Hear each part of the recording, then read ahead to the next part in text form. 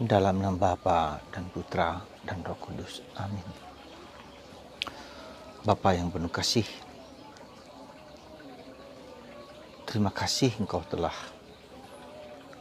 menunjukkan kepada kami bahwa tak pernah ada yang mustahil dalam diri-Mu. Saulus yang tadinya menjadi katakanlah pembunuh, pengejar, penganiaya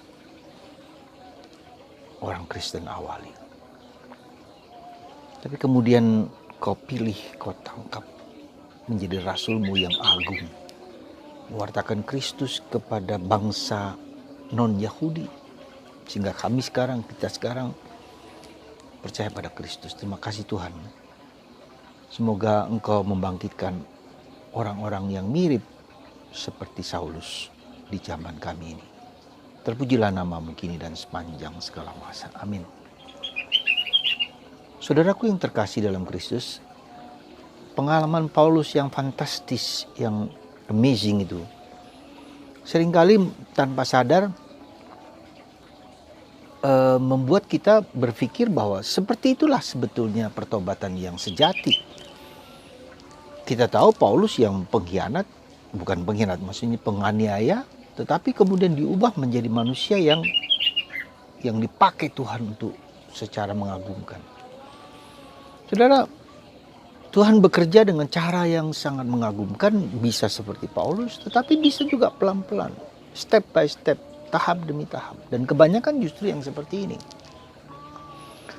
Ya, kebanyakan justru yang seperti ini. Tuhan membentuk, mengubah, memproses orang seperti bisa kemudian menjadi seperti Paulus, tapi juga menjadi pewarta kabar gembira yang hebat juga. Nah, satu hal yang mau saya tekankan di sini bahwa ketika Paulus mengejar orang-orang Kristen awali, lalu terjadi peristiwa di mana Paulus jatuh dan Paulus bertanya, "Siapakah engkau Tuhan? Saulus, Saulus, mengapa engkau menganiaya aku?" Lalu Paulus bertanya, "Siapakah engkau Tuhan?" "Engkau yang menganiaya aku."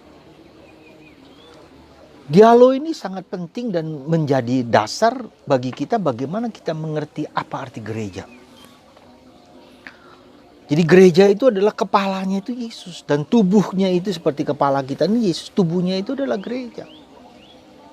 Sehingga kalau jari kaki terluka, itu kepala juga terluka. Kesatuan yang sangat erat, sangat tak terpisahkan antara tubuh dan kepala, antara gereja dengan Yesus, itu merupakan satu kesatuan. Ketika salah seorang dari anggota gereja sakit atau katakanlah gak peduli atau pengkhianat menjadi ateis atau apapun, itu seluruh gereja Kristus pun terkena sakitnya. Ini yang perlu kita sadari sungguh-sungguh supaya kita mengerti sungguh-sungguh bahwa kita bekerja untuk tubuh Kristus. Tubuh Kristus itu adalah mereka yang percaya dan beriman kepada Kristus tentu saja. Tapi juga bisa juga orang yang non-Kristen. Ya, dalam arti tubuh yang lebih luas gitu kan. Itu pun perlu diselamatkan, perlu ditebus. Maka kalau kita perhatikan dalam Jumat Agung ada doa permohonan agung untuk siapa saja. Karya keselamatan Yesus untuk siapa saja. Ya. Kalau Anda perhatikan dalam novena Divine Mercy, kerahiman ilahi, doa untuk gereja-gereja yang terpisahkan, untuk orang-orang yang tidak percaya pada Kristus, tidak percaya pada gereja, tidak percaya pada untuk orang-orang yang di luar Kristus, yang acuh tak acuh, tidak peduli, itu pun adalah gereja yang harus kita selamatkan. Bahkan orang yang ateis, dikatakan orang ateis misalnya, kami berbuat baik untuk semua orang dan kami tidak percaya pada Kristus. Betul, kita bisa melayani orang lain, tubuh kita layani, tetapi jangan lupa kalian tidak punya orang ateis, orang yang tidak percaya pada Tuhan adalah orang-orang yang tidak percaya kepada kepala. Jadi seperti manusia hanya tubuhnya aja yang dilayani, tapi kepala tidak. Jadi suatu lukisan, suatu gambaran. Nah, jadi Saudaraku yang terkasih dalam Kristus, itu pula yang dilakukan oleh Bunda Maria. Dalam berbagai penampakannya di mana-mana dia mengatakan pertobatan, pertobatan, pertobatan, dan pertobatan. Dan kita harus mengadakan reparasi, kita harus mengadakan pemulihan, kita harus berdoa supaya kita, ya, tubuh Kristus itu sehat kembali. Dan Yesus yang dulu menderita tetap sekarang menderita. Maka beberapa kali Bunda Maria mengatakan, aku sudah tidak mampu lagi menanggung salib Yesus yang hampir jatuh ini tangannya ini. Menopang tangan Yesus yang disalibkan itu. Jadi Bunda Maria peduli, care terhadap dunia, terhadap kita yang mau hancur. Maka itu dalam penampakan di Fatima, Bunda Maria mengajak ketiga anak ini untuk melihat neraka. Bayangkan anak umur 7, 8, 10 tahun. Ya, umur anak-anak TK, anak-anak SD. Diajak untuk berkorban. Maka ketika Bunda Maria bertanya, maukah engkau berkorban bagi dunia? Ya, aku mau. Lalu mereka menderita sungguh-sungguh. Diajak ditunjukkan bahwa ya, neraka orang yang tidak peduli dengan yang menghina, menghayati, melukai hati Yesus.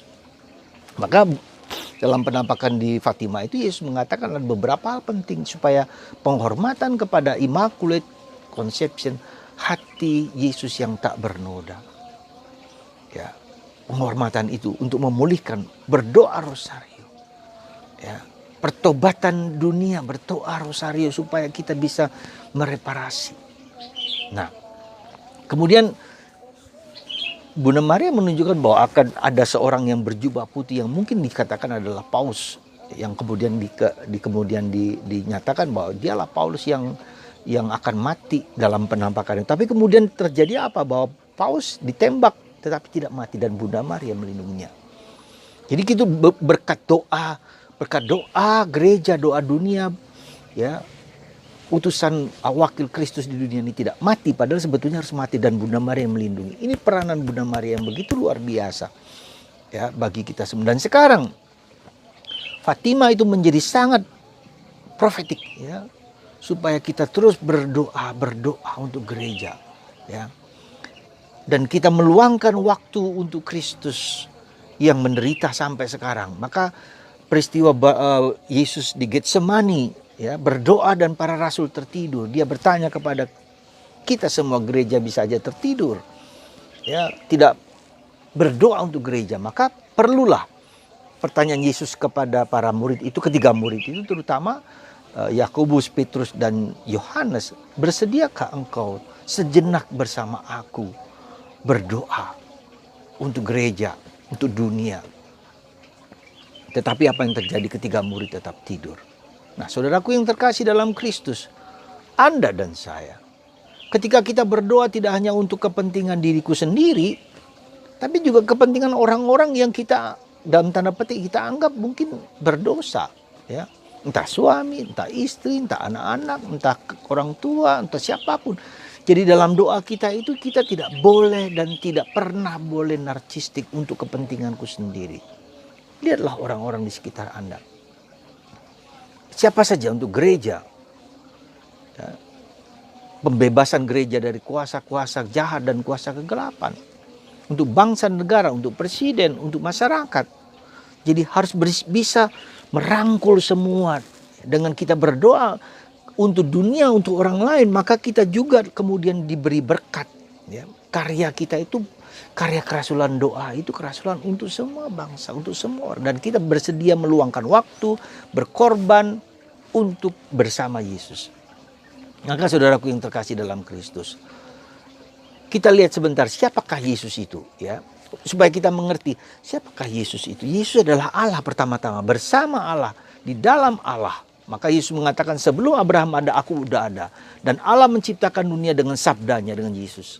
Nah, dengan pribadi Yesus. Lalu Allah itu menjelma menjadi manusia, yaitu Yesus dari Nazaret. Yesus Nazaret menjadi bagian dari kehidupan kita. Sekali lagi menjadi bagian dari kehidupan kita. Seperti kita mengalami. Dan harus demikian. Ya. Kemudian Yesus itu menjadi penyelamat, penebus, menghancurkan kuasa dosa. Ya, dan kuasa dosa lalu kemudian Yesus itu memberikan Roh Kudus kepada gereja. Cinta Bapa dan Putra, Roh Kudus diberikan kepada gereja. Penyelamat, lalu ada institusi, adalah orang yang meneruskan karyanya, yaitu gereja. Ya. Maka Yesus, ya, Yesus dari Nazaret, kemudian Savior, Yesus penyelamat, penebus. Dan Yesus tidak hanya minta menjadi penebus, dia minta kita menjadi, Yesus menjadi best friend of us. Yesus menjadi sahabat kita, kita menjadi sahabat Yesus. Jadi saling persahabatan antara Yesus dengan aku, persahabatan. Tapi lebih daripada itu, kita harus menjadi lebih dalam daripada itu, tidak hanya persahabatan, menjadi spouse, menjadi mempelai Kristus. Jadi kita lihat, ya, Allah yang jauh, kemudian dekat dalam Yesus, kemudian penyelamat, penebus, kemudian sahabat, kemudian menjadi mempelai. Ya. Nah, mempelai ini apa? Kebersatuan kita dengan Yesus. Maka dalam roti, dan aku adalah roti, aku adalah anggur, aku adalah minuman, aku adalah makanan. Itu kita bersatu dengan Yesus. Kita tidak hanya sahabat Yesus dekat dengan aku, tapi kita bersatu dengan Yesus. Dan inilah teologinya orang Katolik, inkarnasi Allah menjadi manusia. Tubuh dan darah Kristus. Yesus tidak hanya dekat, tetapi kita bersatu dengan Yesus. Dan ini yang harus menjadi, nah, kalau untuk bersatu dengan Yesus, apa yang harus kita lakukan? Ya, kita berani meluangkan waktu, time, berkorban waktu untuk duduk diam bersama Yesus seperti Maria dan saudari Marta. Dan itulah kekuatan orang Katolik. Yang membedakan Katolik dengan orang Kristen, dia hanya bersahabat tapi tidak bersatu. Kita bersahabat dan bersatu. Hanya perlu kita meluangkan waktu, berkorban sejenak bersama Yesus. Anda dan saya berani berkorban untuk dunia, berdoa untuk dunia, untuk siapa saja yang kita doakan, yang menurut kita perlu kita doakan. Orang yang paling dekat dengan kita. Anda berkorban waktu, berkorban tenaga, berkorban perasaan, dengan sabar, dengan tekun, dengan setia untuk berdoa untuk gereja, dan terutama dalam pandemi ini. Saudara, bagi Anda yang ingin berkorban lebih dalam daripada yang sebelum-sebelumnya, silakan kontak saya. Ada satu kelompok doa yang saya sebut dengan Mahkota Maria. Kita berdoa di pagi hari jam 3, kita berpuasa, kita bermati raka untuk gereja, untuk dunia, untuk siapapun yang kita doakan. Bila Anda bersedia, silahkan japri saya. Karena ini perlu kita kembangkan lebih lanjut. Ya. Mari saudaraku terkasih, pertanyaan Yesus. Yesus adalah kepala, gereja adalah tubuh. Maka mari kita berdoa untuk tubuh dan bersama Yesus bersatu sebagai mempelai untuk gereja, untuk dunia.